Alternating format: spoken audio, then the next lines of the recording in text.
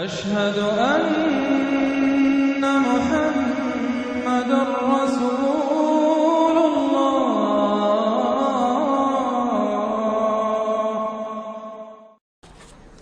اب اس کے بعد یہ ایک سورت جو آ رہی ہے اس کے بارے میں عام طور پر آپ کو لکھا ہوا مل جائے گا کہ یہ سورہ جو ہے یہ مدنیہ ہے، لیکن یہ کہ یہ اکثر سورتوں کے بارے میں یہ جو آخری ہیں، ہر قرآن مجید میں کوئی نہ کوئی ایک رائے تو لکھی ہے، لیکن جب تفصیل دیکھتے ہیں تو بہت سی آراء ہیں اس میں، یہ کوئی ایک رائے نہیں ہوتی۔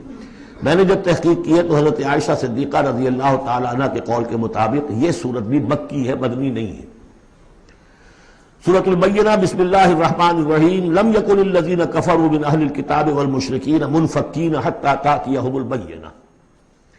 نہیں تھے وہ لوگ جنہوں نے کفر کیا تھا اہل کتاب میں سے اور مشرکین میں سے کہ انہیں علیحدہ کر دیا جاتا یا باز آ جاتے حتی تأتیہم البینہ، جب تک کہ ان کے پاس بینہ نہ آ جاتی۔ ظاہر بات ہے کہ وہ گمراہی میں مبتلا تھے، کوئی بین چیز آئے، کوئی واضح چیز آئے جس سے کہ ان کو محسوس ہو جائے، شعور ہو جائے کہ ہم گمراہی پر ہیں۔ اور یا اس کا مفہوم یہ ہے کہ جب تک بین ان کے اوپر بات نہ آ جائے اس وقت تک انہیں کاٹا نہیں جا سکتا، انہیں اپنے سے علیحدہ نہیں کیا جا سکتا۔ منفک جو ہے یہ دونوں طریقے سے معنی دے گا۔ اب قابل غور کیا بات ہے، وہ بینہ کیا ہے؟ رسول من اللہ یتلو صحفا مطہرۃ فیہا کتب قیمہ، ایک رسول اللہ کی جانب سے جو تلاوت کرتے ہیں پاکیزہ اوراق کی، اور وہ فیہا، ان اوراق میں کیا ہے؟ بڑی مضبوط کتابیں لکھی ہوئی ہیں، احکام ہیں اللہ کے۔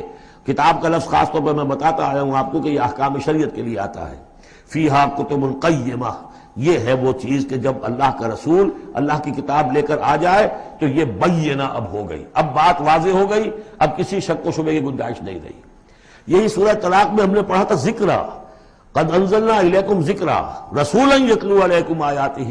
تو یہ جو ہے رسول جب تلاوت کرتا ہے گویا کہ رسول اور کتاب مل کر بینہ بنے، اللہ کی کتاب اس کا معلم رسول مل کر بینہ بنے۔ اس اعتبار سے بینہ اور ذکرہ کی جو تعبیر ہوئی ہے اور اس کی ڈیفینیشن جو ہوئی ہے سورہ بینہ میں اور سورہ طلاق میں وہ بہت اہم ہے۔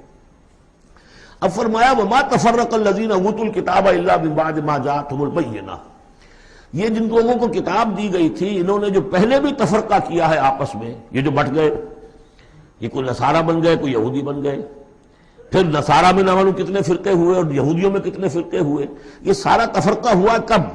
الا من بعد ما جاءتهم البینہ، مگر یہ کہ ان کے پاس بینہ آ چکی تھی، گویا کہ اس کے اب جرم کی وہ پورے طور پر اس کی سزا کے سزاوار ہو چکے۔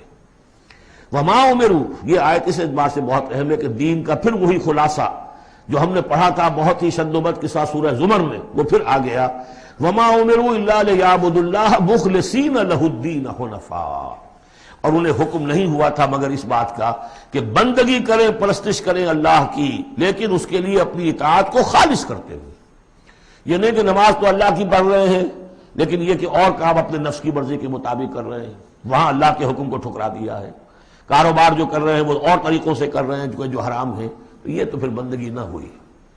یہ تو وہ بات ہو گئی افتؤمنون ببعض الکتاب وتکفرون ببعض، کیا تم ہماری کتاب اور شریعت کے ایک حصے کو مانتے اور ایک کو رد کر دیتے ہو؟ فما جزاء من یفعل ذلک منکم الا خزی فی الحیاۃ الدنیا، تو جو کوئی بھی تم میں سے یہ رویہ اختیار کرے گا اس کی کوئی سزا اس کے سوا نہیں ہے کہ دنیا میں ذلیل و خوار کر دیے جائیں، ویوم القیامۃ یردون الی اشد العذاب، اور قیامت کے دن بدترین عذاب میں جھونک دیے جائیں۔ دنیا کی رسوائی تو آج ہمارے ماتھے پر لکھی ہوئی ہے۔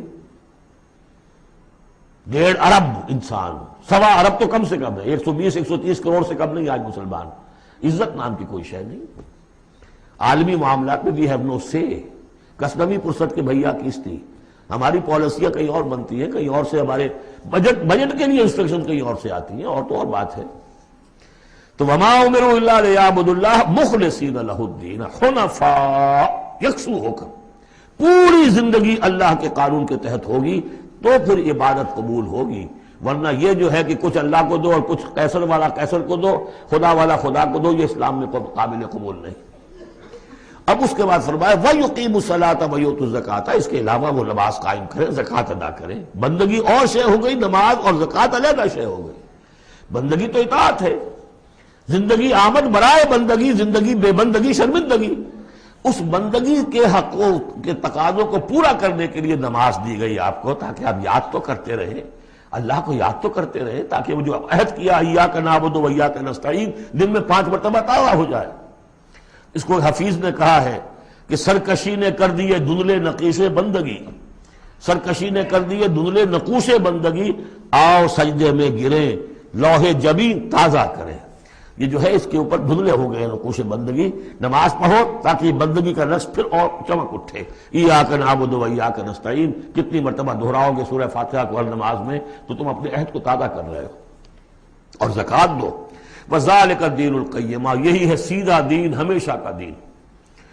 ان الذین کفروا من اہل الکتاب والمشرکین، بے شک وہ لوگ جنہوں نے کفر کی روش اختیار کی، خواہ وہ اہل کتاب میں سے تھے یہود اور نصارہ، والمشرکین خواہ وہ مشرکین میں سے تھے، فی نار جہنم خالدین فیہا، وہ ہوں گے جہنم کی آگ میں، اس میں ہمیشہ ہمیشہ رہیں گے۔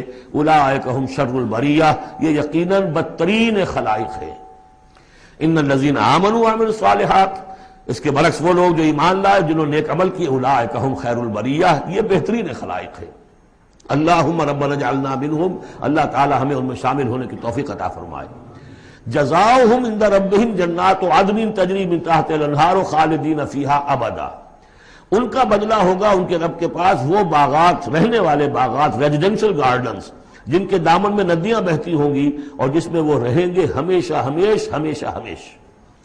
یہ مقام اور ایک سورہ تغابن جو ہم نے پڑھی تھی، اس وقت میں نے وہ بات کا تذکرہ نہیں کیا تھا، 2 مقامات قرآن مجید کے ایسے ہیں جہاں جو سائملٹینیس کنٹراسٹ ہے وہ یہ ہے کہ جہنم کے لیے صرف خالدین فیہا آیا ہے اور جنت کے لیے خالدین فیہا ابدا، تو یقیناً کوئی نہ کوئی فرق ہے۔